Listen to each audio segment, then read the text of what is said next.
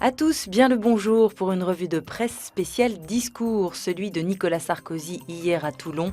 Il est partout ce matin, à la une de François, pour qui Sarkozy a choisi de dire la vérité, quoi qu'il en coûte, sur l'Europe, l'immigration et la protection sociale. Vérité, le mot est aussi à la une des Échos pour qualifier ce discours au ton grave, présidentiel, avec un public relativement âgé qui se réveille chaque fois que Nicolas Sarkozy décoche des flèches sur les socialistes, écrit le journal. On sent la déception dans la tribune, on attendait un discours sur l'Europe, on a entendu un discours inaugural de campagne électorale, peut-on lire en une. L'avis n'est qu'à moitié partagé par Libération qui parle de président hybride transformé en Merkozy candidat. Pour le quotidien, Nicolas Sarkozy a tout fait pour plaire à Angela Merkel en prônant la convergence avec Berlin et une refonte de l'Europe, un abandon de souveraineté qui sera difficile à faire avaler aux électeurs.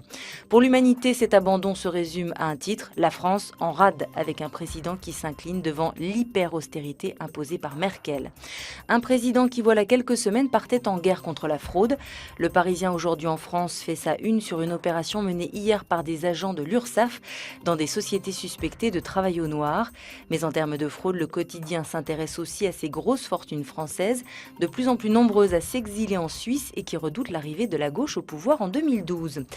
Cette évasion fiscale, il en est aussi question dans le Nouvel Observateur. L'Hebdo consacre un dossier à ces fraudeurs dans Haut, dont Liliane Bettencourt, qui posséderait 12 comptes en Suisse et à Singapour.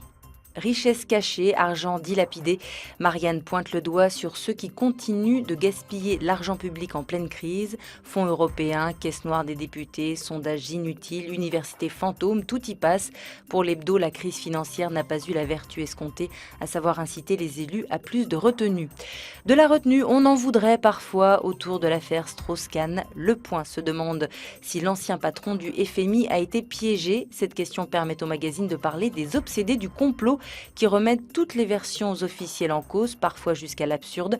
La faute, entre autres, écrit le journal, à des gouvernements qui, pour avoir été à maintes reprises depuis les années 60 pris en flagrant délit de mensonge, ont désormais à subir un doute citoyen érigé en religion.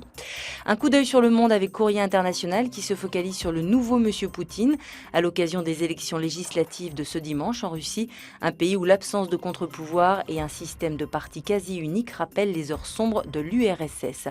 Alors, on va dans le mur? Oui, nous dit ce dessin de mix et remix en se demandant de quelle épaisseur il est ce mur.